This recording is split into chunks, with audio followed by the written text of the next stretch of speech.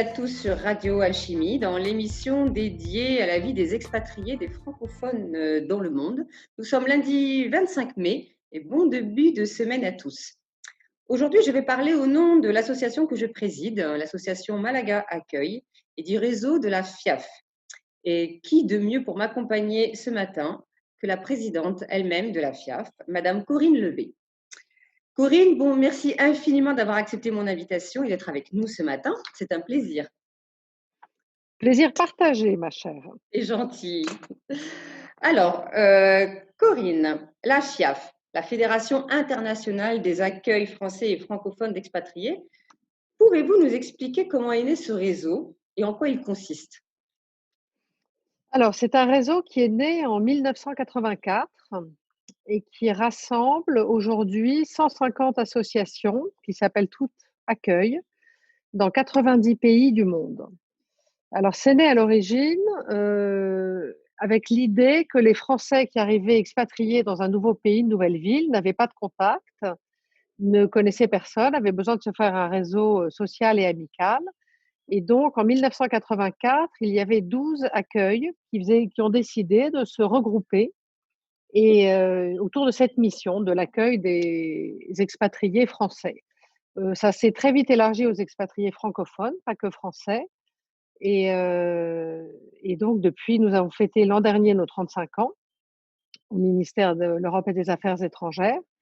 Et depuis, donc la mission est la même, accueillir, permettre aux gens de découvrir une nouvelle ville, un nouveau pays et d'y poser leurs valises et d'y trouver des racines pour une période donnée. Très bien.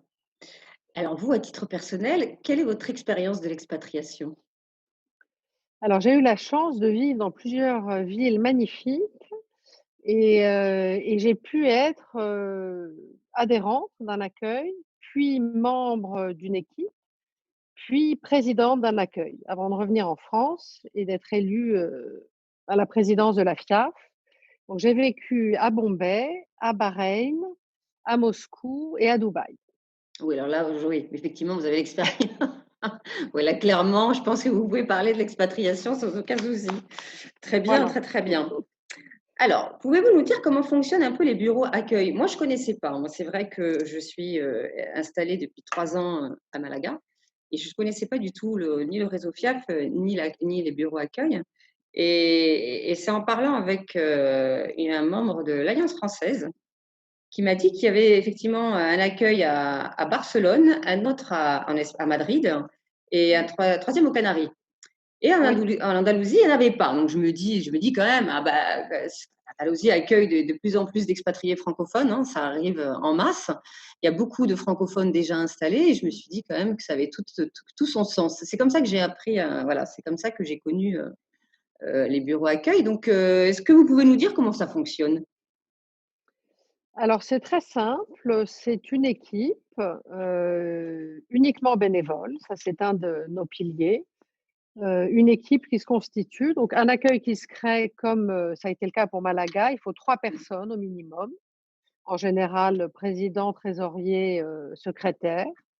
Mais bon, 3 personnes et on a des accueils qui se créent avec vraiment cette mini équipe. Après, il y en a qui existent depuis très longtemps et qui ont des équipes beaucoup plus larges et le principe, c'est d'accueillir avec un focus sur les nouveaux arrivants dans une ville. Donc ils contactent, avant d'arriver en disant: «Je vais venir m'installer à Malaga, est-ce que vous pourriez me donner des conseils?»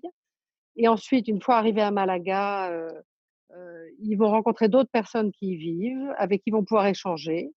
Retrouver un espace de convivialité en français, pas qu'avec des Français, mais avec la langue française comme lien, et se refaire vraiment un réseau, amical et social. C'est pas professionnel, même si maintenant on a un certain nombre d'accueils qui, font du networking, qui proposent des ateliers de coaching. Après, ça dépend vraiment de chaque. Et donc chaque association a pour but d'aider les gens à arriver et ensuite à se plaire dans un pays. Donc il y a tout le volet accueil, pratique, où aller au supermarché, quels sont les médecins. Et il y a tout un aspect culturel extrêmement important dans tous les accueils qui vise à faire découvrir le pays dans lequel on vit. Donc tous les accueils proposent des visites culturelles, des conférences, vraiment avec cette idée, on a donc, c'est un des projets de référencer tous les guides francophones qu'on a dans le monde entier. Chaque accueil travaille en général avec un ou plusieurs guides francophones qui fait découvrir, la ville dans laquelle on est et ça, c'est un aspect qui, dans tous les accueils, de l'Islande à la Tasmanie, marche et remporte un franc succès. Et donc il y a les 2 aspects. La convivialité, donc il va y avoir des cafés, des dîners, des apéros, des after work, ça dépend de la culture du pays et l'aspect culturel pour vraiment faire découvrir et aimer le pays et quel que soit le pays, heu, quand j'arrive en visite, même des pays qui, comme ça, ont l'air un petit peu moins sympas ou moins attractifs que Malaga, les gens, quelle que soit leur ville, me disent: «C'est génial comme ville, tu vas voir Corinne, c'est super». Et ça, c'est parce qu'on leur a fait découvrir la ville, le pays et qu'on leur a appris à l'aimer. Donc, c'est vraiment les deux pôles, qu'on Mmh. retrouve partout. Alors c'est vrai que là, sur Malaga, nous, on est fraîchement, l'association a été créée au mois de janvier, ici à Malaga. Mmh. Et c'est vrai que le guide, là, il va falloir qu'on se penche sur la question parce que autant, nous avons mis en place des événements, culturels, des sorties, autant le guide, on va le mettre en place, hein. J'avertis déjà les auditeurs qui sont sur l'Andalousie. On va y penser sérieusement. Là, maintenant, j'espère qu'on va pouvoir l'ouvrir prochainement. Ah, vous avez été Hem, super, réactifs, créatifs, et dynamiques en quelques mois d'existence, non, non, là vraiment, après il faut prendre le temps, c'est pas pareil, un accueil qui oui. existe depuis 30 ans et un qui se crée et là honnêtement Malaga Accueil, vous êtes au top. Ah, c'est gentil. On a franchement, l'équipe est top. C'est une super équipe. On est 3, hein, mais elle Bah, est c'est vraiment, toujours une équipe. Un oui, accueil, c'est c'est un une travail équipe. d'équipe, C'est absolument. vraiment C'est, une osmose, c'est l'écoute, c'est ouais, là, pour le coup, mmh. je suis d'accord. Alors, pour ceux qui auraient envie d'ouvrir un bureau accueil sur un territoire, voilà, et qu'est-ce qu'il faut? En fait, tout le monde peut ouvrir un accueil ou est-ce que ça dépend sur les territoires? Est-ce que ça dépend des territoires ou comment ça se passe? Alors en général, ce qui se passe, c'est qu'on a un ancien adhérent ou un ancien bénévole d'un accueil qui arrive dans une ville, et qui nous contacte en nous disant: «Ah, je viens d'arriver à, Reykjavik, Guatemala City, il y a pas d'accueil, est-ce que je peux en créer un?» Donc s'il y en a déjà un, il y a pas de besoin évidemment et donc c'est dans des villes où on n'est pas encore et donc après on fait, mais comme on a fait avec Malaga, Mmh. on explique en fait pour faire partie de la FIAF, il faut respecter notre charte, qui repose sur des piliers très simples. On est apolitique, non confessionnel et uniquement géré par des bénévoles. Après, chaque accueil, reste indépendant. On n'a pas un système comme d'autres réseaux où l'argent remonte à Paris et redistribué des cotisations et tout. Là, chaque accueil est totalement indépendant, notamment, évidemment pour sa gestion. Ce que nous demandons, c'est que les piliers de notre charte, soient respectés. Donc, si on a une personne qui nous contacte, on lui demande si elle a une équipe, 2, 3 personnes. On peut commencer avec 5 adhérents. Il y a des accueils qui commencent avec, une équipe de 3 et 5 adhérents. Quelquefois, c'est des groupes qui existent déjà, mais qui ne font pas encore partie du réseau. Donc, il y en a qui nous rejoignent comme ça, Hambourg, par exemple, en Allemagne, existe depuis des années et en voyant les autres accueils en Allemagne, ils ont réalisé que faire partie du réseau de la FIAF, ce serait intéressant et donc ils nous ont rejoints. Donc il y a vraiment soit une création qui part de rien, comme Malaga, Oui. soit effectivement une association existante et qui tout d'un coup se dit que, faire partie d'un réseau et ça on discute, là en ce moment on parle avec, une association qui est à Princeton aux États-Unis. Tout au long de l'année, on a 10 ou 20 associations qui nous appellent, qui nous demandent, à rejoindre le réseau et donc nous, c'est vraiment si on respecte ces principes-là, et on est là pour accueillir les gens, proposer des activités et des moments de convivialité et nous, on est toujours ravis. On voudrait être partout, en fait, hein, au plus on a d'accueil, au plus on a d'expatriés qui vont être bien accueillis et heureux et donc on est toujours partant. À ce jour, il y a combien d'accueils? Je sais pas si 150. oui, Bon, c'est c'est beaucoup. toujours, on est à 2 plus 2 moins 2 parce que le réseau évolue, Mmh. mais Quand on là, on sait a, Quand on sait que ça a démarré à 12, franchement, en voilà, 35 ans, c'est énorme. Non, ça le réseau est très, très puissant. ouais, ça, c'est Oui, vraiment, oui, il s'étoffe d'année en année. oui. Quels conseils donneriez-vous aux Français ou aux francophones souhaitant s'expatrier dans un pays étranger? Ah! À la fois de bien se préparer et en même temps de sauter le pas. Donc, on fait pas mal de salons de l'expatriation, notamment celui du ministère, chaque année. Donc on voit beaucoup de gens qui viennent, qui ont des projets, il y en a qui veulent partir à l'étranger, mais ils hésitent entre, l'Islande et la Nouvelle-Zélande, il y en a qui voudraient partir dans 5 ans, il y en a qui savent exactement où. Donc, et alors, quand j'étais à l'étranger, moi, j'ai souvent vu arriver des familles, à Dubaï, par exemple, avec plusieurs enfants, très surpris de ne pas avoir de place au lycée français, qui ne s'étaient pas donné la peine de se renseigner avant, qui pensaient que si on était français, on avait une place. Or, les lycées français dans certaines villes sont quand même assez, pleins.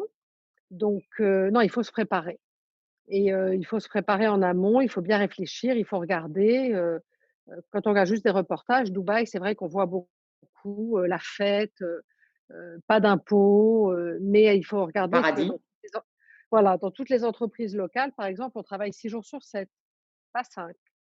Il y a pas de sécurité sociale et cetera. Donc c'est quand même bien de surtout quand on vient en famille, c'est quand même bien de se renseigner avant. Après, c'est une expérience tellement riche de vivre à l'étranger, dans un autre pays, de découvrir une autre culture, que je le recommande évidemment à tout le monde. Ça, il y a rien de mieux que de vivre ailleurs et découvrir, d'autres pays. Mmh. Alors, je rebondis justement sur ce que vous venez de dire, parce qu'effectivement, au lycée français, on a eu cette problématique à Malaga. Effectivement, hein, ici, Mmh. c'est pareil.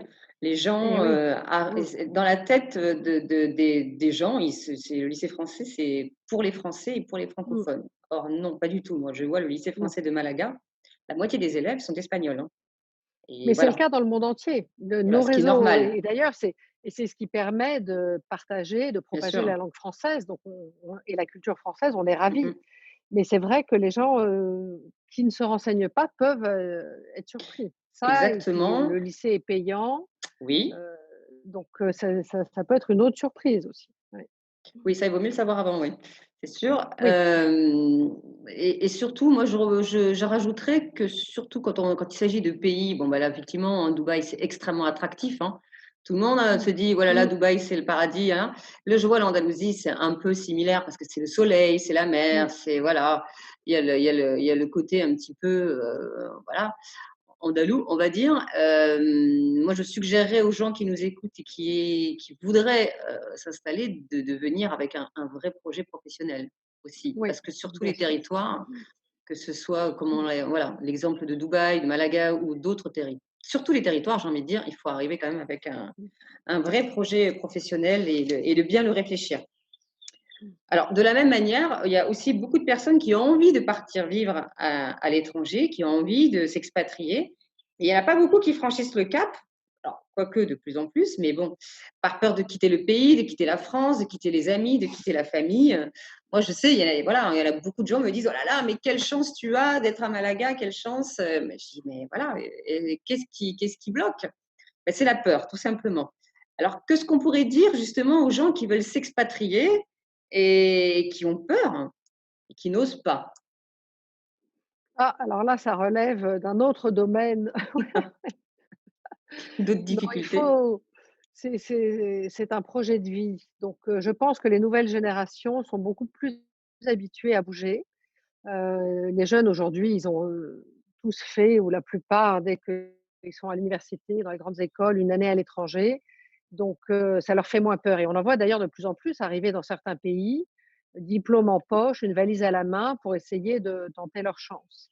Mmh, Donc, c'est vrai, la peur, elle est normale, mais je pense que ça va être de moins en moins le cas. Et puis on sait je maintenant, suis alors d'accord. là, le contexte a un petit peu changé là tout de suite, mais jusqu'à il y a quelques mois, on pouvait se dire qu'on prenait l'avion tellement facilement qu'on pouvait venir, partir 2 ans, revenir, et donc ça faisait moins peur le fait C'est vrai. d'être lié, La relié aux proximité, autres pays et à la bien sûr. France, facilement. Là, on va voir le monde de demain. Oui, c'est en pleine mutation. Voilà, on ne sait Heu, pas. Quels pourraient être, les problèmes liés à en fait, quels sont les problèmes récurrents liés à l'expatriation? Qu'est-ce que les gens rencontrent, quel genre de difficultés ils rencontrent le plus souvent? Je sais pas si c'est les mêmes, partout. C'est en fait, c'est toujours, si, c'est très lié à la situation professionnelle. Mmh. Si le boulot se passe bien, ça va. Si on arrive et qu'on perd son boulot, évidemment, bon, bah, ça remet en Ah. cause, surtout si on vient en famille et tout. Si on vient en famille et que le conjoint qui ne travaille pas ne se plaît pas, c'est un problème aussi. Mais, d'une manière générale, je trouve que, j'ai vu assez peu de cas de peut-être parce que justement, les expatriés que j'ai vus avaient la chance d'être dans les accueils de la FIAF, mais j'ai vu assez peu d'expatriations, «ratées» entre guillemets. Après, c'est comme en France, c'est comme partout, il y a des moments de vie difficiles, je suis pas sûre que ce soit propre à l'expatriation. Mmh. Alors il peut y avoir aussi la nostalgie ou le fait de ne pas s'acclimater au territoire, dans Voilà, lequel on oui, il y s'installe. en Ouais, ouais, a, bien sûr. exactement. Mmh mh. Mmh. Les gens, Ça, ils prennent-ils contact avec vous? On vient vous voir directement au bureau de la FIAF, sur Paris ou pas? Ou ça se fait non, légitimement plutôt par le biais des bureaux à des différents accueils? c'est les 2. En Mmh fait, mh. soit ils viennent, bah, les salons sur lesquels on est présent, Mmh mh. par mail beaucoup en fait, de plus en plus. Maintenant qu'on est de plus en plus présent sur les réseaux sociaux, c'est vrai qu'on est souvent contacté en amont et quand quelqu'un nous dit: «J'hésite, j'ai envie d'aller m'expatrier à Sao Paulo», on les met en contact avec l'accueil de Sao Paulo pour Mmh. qu'ils discutent et c'est vrai que quand on peut aller sur place, faire un voyage de reconnaissance, voir un petit peu à quoi ça ressemble, on leur dit toujours à ce moment-là: «Prenez contact avec l'accueil pour, avoir un peu des infos et puis vous sentir un petit peu rassurés». Et donc on est physiquement non, parce qu'en fait on travaille de chez nous beaucoup, mon équipe et en fait on a juste nos réunions, à la Banque Transatlantique, Oui. qui est notre partenaire depuis longtemps, à Paris. Donc là les gens que je rencontre à la Banque Transatlantique quand ils sont de passage, c'est les bénévoles des accueils, plus que les gens qui veulent, s'expatrier. Ceux-là, ils nous contactent par mail ou sur Facebook ou et on les redirige vers l'accueil concerné et dans certains cas, quand il y a des gens qui écrivent et qu'il y a pas d'accueil, après leur avoir dit que je suis désolée qu'il y ait pas encore d'accueil, je leur dis: «Une fois que vous serez installés, n'hésitez pas à en créer un, rappelez-nous, prenez vos marques et rappelez-nous et on vous accompagnera pour créer un accueil» Très bien. et ça arrive. C'est ce qui s'est passé avec, dans les récents, c'est ce qui s'est passé avec celui de Reykjavik, le temps de trouver un peu ses marques, de se poser et voilà et C'est après, excellent. C'est très, très bien. Quelles sont les relations entre les différents bureaux accueil, entre les pays, alors moi nous on le voit un peu, hein, moi je pose la question, mais je connais la réponse bien évidemment. Voilà, mais c'est plutôt pour nos auditeurs. Chaque pays ou chaque accueil peuvent travailler ensemble, hein, ils collaborent, ils partagent leur expérience, leurs idées. ah oui, c'est le principe du réseau, c'est ça. Mmh mh. Donc en fait, il y a plein de moyens. Sur le site de la FIAF, il y a un forum, on peut poser des questions et tous les bénévoles des différentes équipes répondent. On a évidemment chaque année 3 journées, qui s'appellent les rencontres annuelles autour de notre assemblée générale où tous les accueils se retrouvent. Cette année, elles n'ont pas pu se tenir Ah oui. évidemment puisque, le covid est arrivé, mais du coup, on a fait, l'assemblée générale en ligne.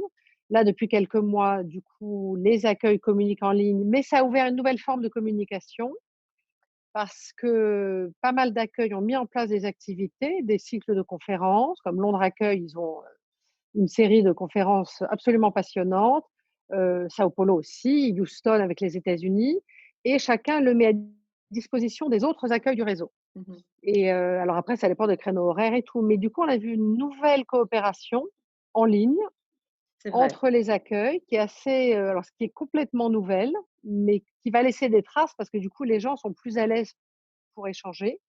Après par pays, il y a beaucoup de moi je vais chaque année aux réunions, des accueils en Suisse, en Allemagne. L'an dernier j'étais, la présidente, très dynamique, présidente de Rabat Accueil a fait, 2 jours de rencontres avec tous les accueils, du Maroc et donc j'y suis partie 3 jours. Donc chaque pays parce que là, il y a des problématiques, géographiques, donc c'est vrai que c'est sympa, les accueils allemands d'échanger entre eux, même si ils ont la question de chaque territoire avec des lois un peu différentes. Ils ont des problématiques propres à l'Allemagne et donc ça leur permet d'échanger une journée entière. En général, on est au consulat ou à l'ambassade et c'est vrai que ça, c'est vraiment intéressant et je devais partir là au Canada le week-end prochain pour, 4 jours à l'invitation de Ottawa Accueil. J'irai dès que je peux, dès que j'ai un avion et que je peux Ouais, dès que c'est circuler, j'irai. possible.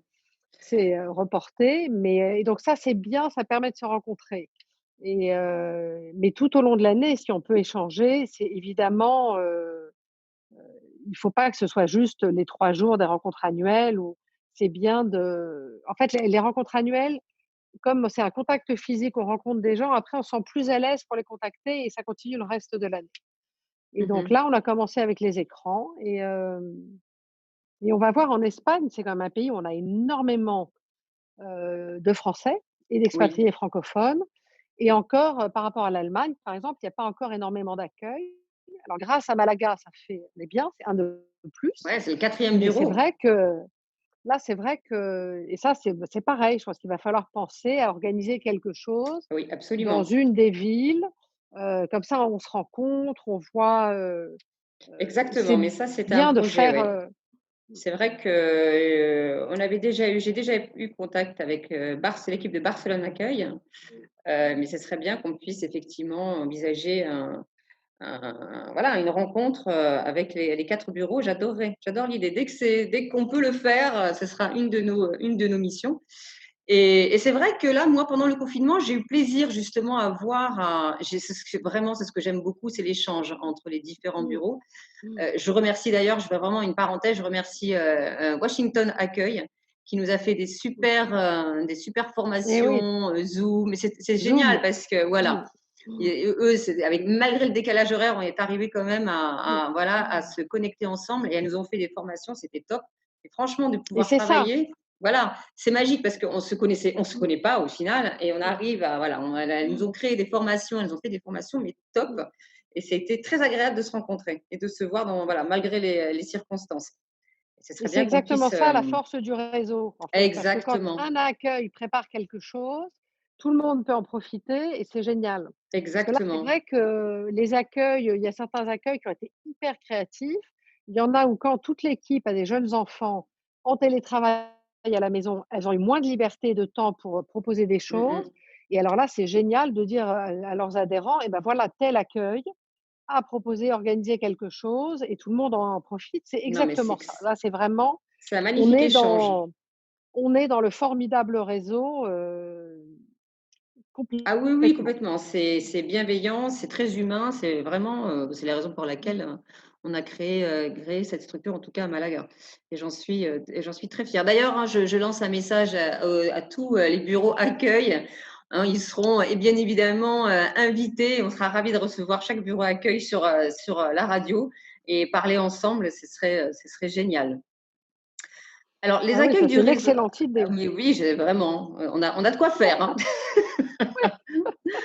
Alors, les accueils du réseau sont, alors comme vous l'avez dit, apolitiques, non confessionnels, totalement indépendants et uniquement gérés par des bénévoles. Pourquoi devenir bénévole? Alors, du coup, qu'est-ce qui peut, comment les personnes, quels seraient les avantages justement à être bénévole? C'est effectivement transmettre leur passion. Voilà, nous, on n'a pas encore développé ce côté-là, mais nous allons le faire à Malaga.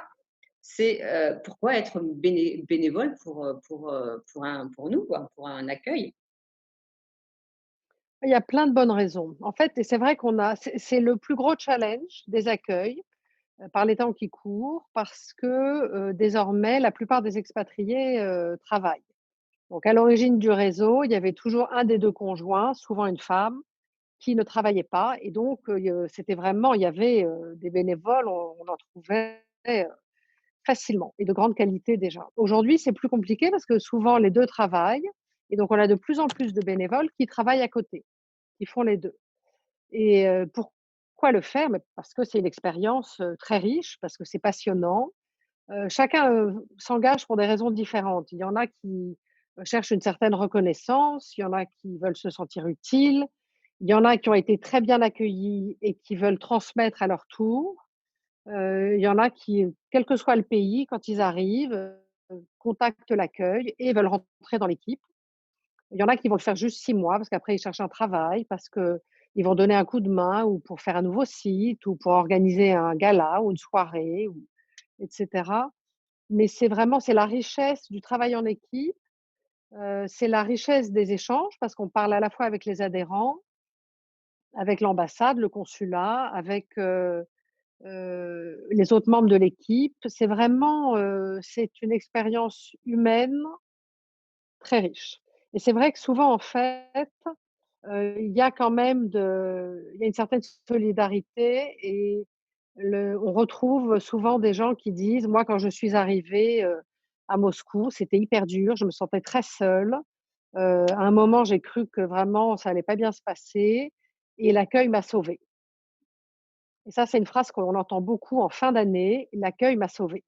Et donc ceux-là, les personnes qui et c'est fort Oui, comme c'est mot parce assez qu'on se dit: énorme. «Non, on est un club sympa et tout», mais c'est une phrase qui revient très souvent et que moi j'ai entendue comme, membre d'équipe, comme présidente de Dubaï Accueil, mais comme membre d'équipe, c'est vraiment une phrase et depuis évidemment, à la FIAF et donc en fait, souvent ce sont ces mêmes personnes qui disent: «Bon, bah, donc l'année d'après, une fois que moi je suis installée, je me suis fait un réseau d'amis, une vie sociale et cetera. J'ai envie moi aussi d'accueillir, les gens» et c'est vrai que, quand on a vécu un premier café de rentrée, c'est un des moments clés dans les accueils, où on arrive seul et qu'il y a une foule de gens qui s'embrassent après les vacances, on retrouve ses amis, on échange et quand on a ressenti là, cette espèce de solitude, c'est un peu l'expatriation, c'est un peu comme une rentrée des classes en 6e, tous les 3 ou 2 ou 3 ans.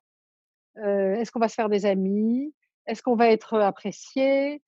Sauf qu'on n'a Accepté. plus, 12 ou 13 ans, mais on en a 30, 40, 50. Il faut aller puiser dans ses ressources, c'est un moment difficile et donc je pense que quand on a vécu ce moment où vraiment on s'est dit: «Oh, je vais jamais me faire d'amis, ça va être l'enfer, comment je vais y arriver?» Une fois qu'on a vu qu'on avait réussi, trouvé les ressources, et grâce à l'accueil et grâce à soi-même évidemment, on a envie de donner et du coup, on est très à l'écoute des gens qui arrivent. Il y a des expats aguerris qui, quel que soit le pays, savent tout faire. Elles ont déjà le carnet quand elles arrivent dans le nouveau pays. Elles savent, quelles questions poser, comment se faire des amis. Il y en a qui sont très à l'aise, il y en a qui sont très timides, il y en a pour qui c'est la première fois. Il y en a qui viennent sans enfants pour la première fois, il y en a qui viennent avec des jeunes enfants. Enfin, il y a des hommes qui suivent leurs femmes de plus en plus. Donc il y a une telle diversité que et on est vraiment utile. Parce que quand quelqu'un vous dit, «L'accueil m'a sauvé», on se dit: «Bah, j'ai bien fait mon boulot» et c'est une fierté Ah totale de oui. voir des gens qui aiment leur pays, qui se sentent, à l'aise, qui tout d'un coup adorent Malaga, l'Espagne, veulent rester, et le faire Mmh. découvrir aux autres. Mmh. Oui, c'est ça, c'est une magnifique aventure humaine, hein. Oui et c'est vraiment, alors ça veut pas et c'est beaucoup de plus en plus de travail, on est de plus en plus pro, c'est vrai, mais c'est un engagement très riche et Oui. on reçoit, chacun s'engage pour des raisons différentes. Ça, c'est vraiment très personnel et toutes les raisons sont bonnes, hein. Il y en a pas de plus dignes que d'autres, toutes les raisons sont bonnes et ça fait il y a autant de variété dans les bénévoles que dans les adhérents et dans le réseau et c'est ça qui fait sa richesse aussi. D'ailleurs, je précise que justement, vous avez mis en place, ou en tout cas, c'est les accueils le donnent, le fameux passeport bénévole, hein, pour toutes les personnes qui Tout à souhaitent c'est être, France bénévoles. Bénévolat qui le Ouais. fait et on le donne aux bénévoles quand ils terminent une mission. Mmh. Oui, parce qu'en plus, ça peut être une des raisons.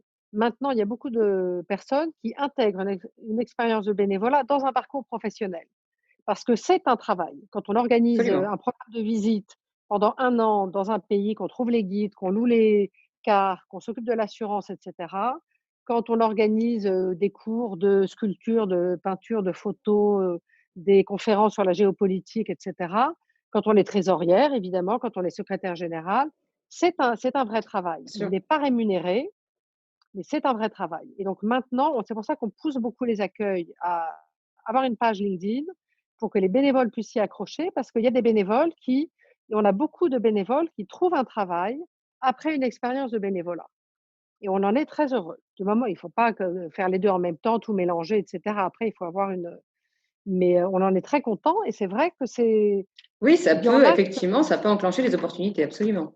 oui, ah oui, ça et on l'a vu, partout et puis il y a des Mmh. pays où les femmes ont pas le droit de travailler, par exemple, ou les maris quand ils sont le conjoint de quelqu'un et ça leur permet d'avoir une expérience ou d'être webmaster, de créer un nouveau site et cetera et c'est une expérience sur un CV, sur un profil LinkedIn qui vaut aussi bien que Bien n'importe quelle sûr, expérience qui serait rémunérée.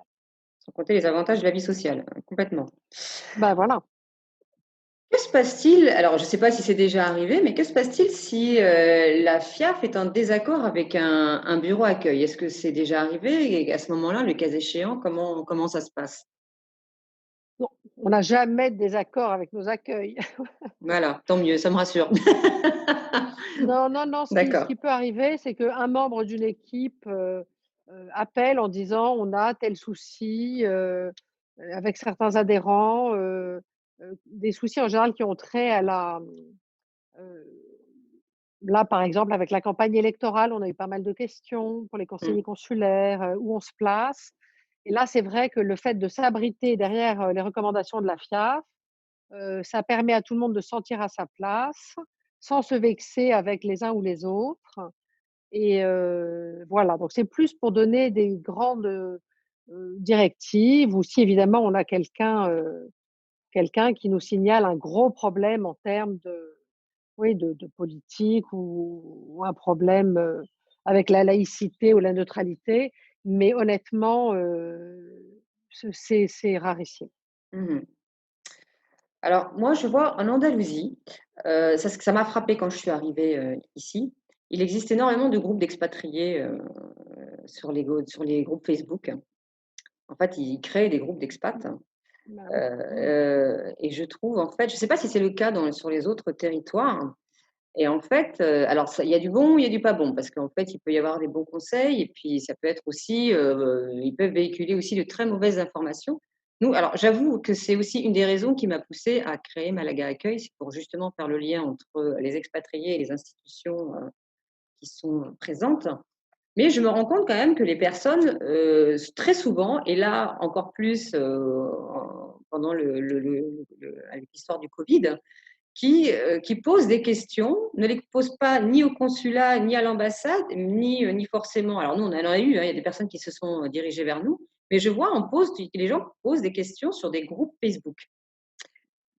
Comment faire? Parce que très souvent j'ai vu, des réponses qui n'étaient pas du tout appropriées. Alors moi, c'est vrai que je lance justement, ça permet aux personnes qui nous écoutent, bah, voilà, c'est qu'il y a quand même des institutions qui sont en place, euh, voilà, autres que nous, hein. Il y a Malaga, mais il y a aussi, voilà, il y a quand même la consul honoraire qui est ici, l'Alliance française, il y a l'ambassade qui sont à même de répondre aux questions. Je ne sais pas si ça se passe comme ça et je ne sais pas ce que vous en pensez de cet impact-là. Comment, comment gérer ça? Bah, c'est dans tous les pays. En fait, ça pose 2 questions différentes. D'abord, il y a plein de pays, mais c'est aussi peut-être plus pour des expatriés plus jeunes et plus courts, c'est-à-dire les étudiants qui viennent pas longtemps. Donc là, ils ont tous des groupes Facebook dans toutes les villes du monde quasiment. Mais là, c'est pour des expatriés de passage ou les stagiaires ou et cetera. Et donc ça, ça a pas grand-chose à voir avec, ce que font les accueils. Nous, justement, il y en a de plus en plus, hein, c'est vrai, mais tout le monde, finit par dire que rien ne remplace le contact humain. Bien sûr. Et donc, discuter sur Facebook, échanger et cetera, c'est jamais comme d'avoir quelqu'un en face avec qui on prend un café et avec qui on échange. Après là, avec le Covid, c'est le pire des réseaux sociaux qu'on voit parce qu'effectivement, d'abord, les gens sont d'une agressivité, Ah oui. sur Facebook, enfin c'est terrible et puis on se sent courageux derrière son clavier et puis les fake news, mais alors, Voilà, c'est heu ça. et donc nous, ça a été vraiment on travaille vraiment bien avec les consulats. En plus, là, les ambassades et les consulats ont mis à jour leur site quasiment quotidiennement. Il y a des consulats où il y a des toutes petites équipes, ils sont vraiment très peu. Les Français ne se rendent pas compte parce qu'on est le deuxième plus gros réseau diplomatique dans le monde, mais il y a beaucoup d'endroits où ce sont des petites équipes.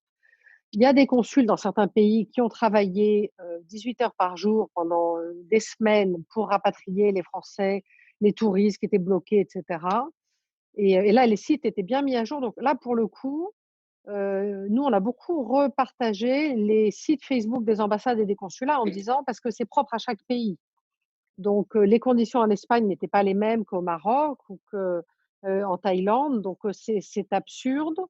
Il faut aller vraiment, et donc relayer. Là, les accueils jouent un vrai rôle de relais, des informations officielles institutionnelles qui sont données évidemment par, les gens qui sont au courant. Mais ça a été un souci, ça vraiment. Ouais, Et il y a certains accueils qui ont été, parce qu'en plus c'est pareil, le rôle de l'accueil n'est pas de rapatrier, un touriste français, qui est au fin fond du Pérou ou de l'Argentine.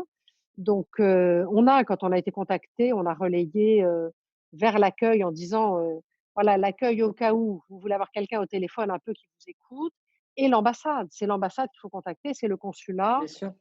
et c'est leur site. C'est pas la peine de les appeler pour leur poser tous les mêmes questions. Et puis, il y a eu l'initiative là heu, que le ministère des Affaires étrangères a lancée avec Jean-Baptiste Lemoyne, et donc là, on a relayé, on est vraiment un relais. Comme on est présent partout, on peut relayer, mais c'est pas notre mission. On ne se substitue pas évidemment aux institutions. Par contre, c'est notre rôle, je pense, et c'est ce qu'on a fait, de rappeler aux gens qui nous contactent que les sites fiables et les informations à relayer sont celles, du consulat et de l'ambassade. Absolument, absolument. Donc c'est vrai, j'invite surtout là, à cette période en phase de déconfinement, les gens qui veulent Mmh. rentrer, qui prennent la route, qui veulent traverser la frontière, vraiment, avant toute chose, je vous conseille de prendre contact avec le consulat. Et puis ça change Hem, tous les jours, donc c'est pour ça qu'il faut vraiment le faire régulièrement. bien sûr. Alors, ah bah tiens, d'ailleurs, Corinne, vous avez parlé le ministère de l'Europe et des Affaires étrangères, hein, vous collaborez avec. Quel impact avez-vous et quelle action pouvez-vous mettre en place avec le gouvernement? Alors on a une relation de confiance avec, le ministère de l'Europe et des Affaires étrangères et avec notre ministre Jean-Baptiste Lemoyne, comme on l'a eu avec, son prédécesseur Matthias Fekl, et Mmh. puis avant ça avec, la sénatrice Hélène Conway-Mouret quand elle était aussi, en charge des Français de l'étranger. On est vraiment, on est un relais des informations, des initiatives.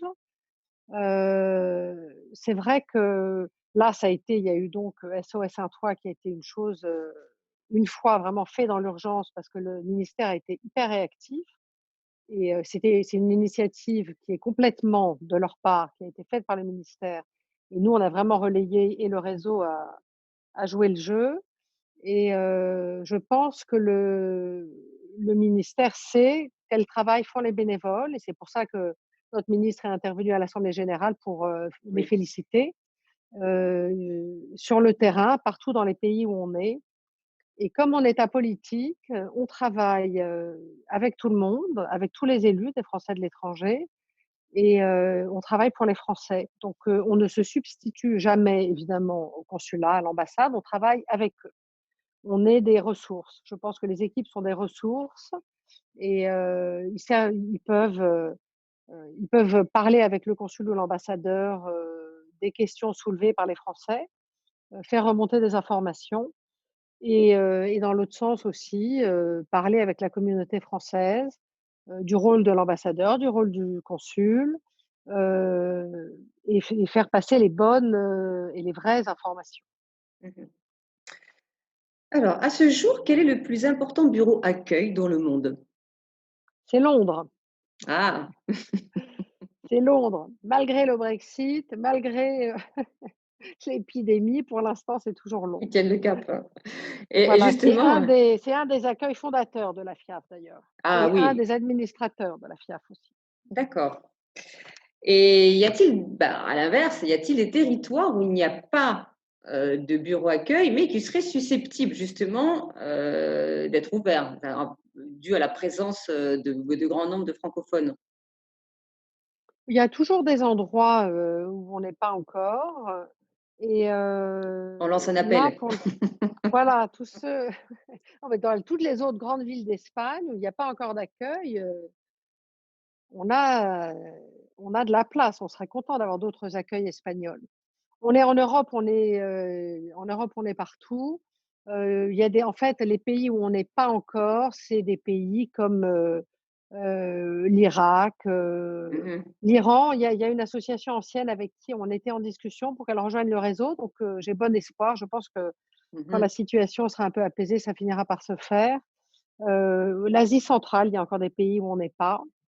Donc non, non, il y a encore en Afrique, il y a certains pays où on n'est pas encore non plus, donc on est toujours en fait, il faut qu'il y ait une petite communauté, française et francophone, tu vois? C'est pas uniquement Oui, français et il faut qu'il y ait des gens qui arrivent avec, comme pour, Malaga, l'envie de créer quelque chose. Là, on est en discussion avec, je crois on doit avoir une vingtaine de villes qui sont en train de réfléchir c'est une excellente chose. Cette à année nous rejoindre ou à créer. Oui, cette cette année, on année, en a encore il y en a eu 3 cette année qui ont déjà ouvert, hein? 4. 4. Oui, 4. Ouais, Très cette bien, année dont 4. Malaga évidemment. Là, voilà, là on est je regarde, on est vraiment, Colombo, Oslo, Winnipeg, Medellín, en Arabie Saoudite, Maputo, Puerto Rico, Charleston, c'est vraiment, on avait quelqu'un à Valence et puis finalement elle est rentrée, Auckland, on n'a plus d'accueil là pour l'instant en Nouvelle-Zélande et ça on a quelqu'un. Ah Aux oui. Philippines, enfin et on était en discussion avec quelqu'un pour un accueil en Chine à Wuhan, mais bon là Ah, évidemment c'est un là petit oui, là on va attendre un petit peu, c'est un peu prématuré. mais on Malheureusement est toujours l'actualité. partant. On est toujours D'accord. partant, on accompagne, et c'est une belle aventure. Créer un accueil, c'est encore une aventure différente parce qu'on part de zéro, on peut donner son empreinte, on profite de l'expérience du réseau, mais on Bien crée sûr. quelque chose, c'est passionnant ça. Tous les présidentes qui ont créé un accueil, qui sont des fondateurs, après restent des ambassadeurs du réseau pour leur vie et nous ont toujours dit que c'était une expérience phénoménale. Ah beh, je le confirme. Vraiment, je confirme. Voilà. Alors moi, ça fait 6 mois et ben alors j'ai appris énormément de choses, et vraiment ouais, c'est encore une fois, on le répète, mais c'est quand même une très, très belle aventure, vraiment. Sur le Oui, territoire, à on l'international, apprend, on ouais. apprend beaucoup, oui. On apprend tout le temps, on apprend sur les autres, on apprend sur soi. C'est ouais, c'est un vrai bonheur. J'invite les gens vraiment à franchir le cap et de se lancer, ou de nous rejoindre en tout cas. Merci Monira, tu es le meilleur exemple, c'est ça en fait, hein. Mais je le dis Oui sincèrement, hein, parce que je le vis. Donc vraiment, et je et pense que, c'est mon équipe qui m'écoute, ce matin, serait tout à d'accord. fait d'accord avec moi, complètement. Corinne, quel est votre sentiment sur la situation, économique actuelle liée au coronavirus? Quel impact ça a sur les réseaux FIAF et les accueils? Si tant est qu'on puisse en avoir une visibilité. Oui, c'est encore trop tôt, on va Un peu voir. En tôt. fait, c'est la même, on se doute que ça va être compliqué dans de nombreux pays. Ça, c'est à peu près et surtout dans certaines industries, Mmh. mais les expatriés sont assez résilients. Donc les changements de dernière minute, les nouvelles destinations, l'incertitude. C'est pour ça que d'ailleurs, les expatriés face à la question de l'été, par exemple, qui est une question, hyper sensible parce que la plupart des expatriés ont des parents parfois âgés en France, ont des enfants étudiants, en Europe, et donc ont une envie, et un besoin de rentrer en France cet été. Ils sont beaucoup plus philosophes, et sereins que les Français qui se demandent s'ils pourront partir en vacances, dans leur pays, en Mmh fait. mh. Et c'est parce que, la vie d'expatrié, elle est faite de nombreuses incertitudes et on est sans doute mieux équipé pour gérer, ces incer les choses qu'on ne peut pas maîtriser. Et donc là, heu, pour l'instant, nous, la plupart des équipes et des adhérents sont restés dans leur pays d'accueil. Il n'y a pas eu de retour, massif et c'est ce que, le ministre, Le Drian a demandé aux expatriés de faire, c'est de dans la mesure du possible de rester là où ils étaient. Pour l'instant, c'est le cas. On va voir, il y a certains évidemment, ceux qui vont perdre, leur travail, ça aura des répercussions. Mmh. Il y a des pays où on peut retrouver un travail plus facilement que d'autres, donc ça va vraiment dépendre là. Mais tout le monde pour l'instant, tout le monde attend, attend sereinement. Il y a beaucoup de pays aussi, des gens qui se disent qu'ils peuvent pas rentrer cet été parce qu'ils pourront pas retourner dans leur pays. C'est le cas notamment dans le Golfe, les pays du Golfe. Et tout le monde est relativement, philosophe en sachant que d'ici quelques semaines, Jean-Baptiste Lemoyne leur annoncera peut-être de très bonnes nouvelles. Si le déconfinement s'est bien passé en Europe, si l'épidémie a l'air d'être un peu maîtrisée, on en saura plus. Là, c'est vrai qu'il y a une incertitude énorme, il y a beaucoup d'angoisse, mais je trouve, beaucoup de philosophie de la part de toutes les équipes avec qui on parle, quel que soit le pays, Mmh. qui attendent, qui ont compris que de toutes les façons, on n'avait pas la réponse encore, Oui, c'est que prématuré. tout le monde, le gouvernement, tout le monde évidemment fait, le maximum et veut ce qu'il y a de mieux. Mais ils attendent, ils sont patients. Mmh. Bon, en espérant que tout ça est une bonne issue pour tous. Voilà, Eh beh, Corinne, ça va faire 1 heure déjà, le temps passe vite, et mais voilà. j'hallucine, le temps passe à une allure. En tout Oh, cas, merci infiniment Corinne d'avoir répondu, présente ce matin. Bon, vous venez quand vous voulez à Malaga, hein, vous êtes la bienvenue, hein, vous le savez. mais c'est bien Et toute noté. J'attends une l'équipe, hein. petite, voilà, j'attends une Après le petite Canada, réunion, des accueils espagnols, voilà. Et eh voilà, j'ai beh, très je envie, promis, je vais y travailler, vraiment promis et j'ai on vous hâte recevra. On vous j'ai recevra hâte de avec grand plaisir. voyager et de recommencer à rencontrer les équipes sur place, ça, Ah bah vivement qu'on oui, puisse comme à vous nouveau se dites, voir en vrai. le contact humain, vraiment, il y a rien de tel, hein. Bah, en tout cas, Bon, bah, merci beaucoup Corinne, hein. Merci à tous mes autres partenaires des autres bureaux accueil dans le monde. Merci à eux. Merci à tous nos adhérents. Je fais un gros bisou à mon équipe à Malaga, Fabienne et Jeanne. Bah, vivement que nous puissions reprendre nos activités normales, que nous puissions aller à la rencontre des gens, que nous puissions organiser d'autres événements et plein encore d'autres choses. Vous pouvez retrouver toutes les informations sur la FIAF sur le site internet www.fiaf.org et les informations sur Malaga Accueil sur notre page Facebook et Instagram. Notre site internet, lui, est en cours de construction, hein. Nous y travaillons et il va bientôt voir le jour. Et bah, si vous voulez nous rejoindre en tant qu'adhérent ou bénévole, bah, vous êtes les bienvenus et vous pouvez nous contacter soit par mail ou par les réseaux sociaux. Merci beaucoup. Prenez bien soin de vous et je vous dis à très très bientôt. La prochaine émission aura lieu sur l'expatriation aura lieu dans 15 jours et j'espère avoir un de mes partenaires d'un bureau accueil d'un autre territoire ou pourquoi pas espagnol. À voir. La surprise reste entière. Merci Corinne. mais de rien, merci et bravo à toi et à Merci. toute, votre équipe de Malaga Accueil. Merci beaucoup et ben, à très très bientôt parmi nous. Allez, on vous Ouais. embrasse. Passez une bonne journée, une bonne semaine. Merci.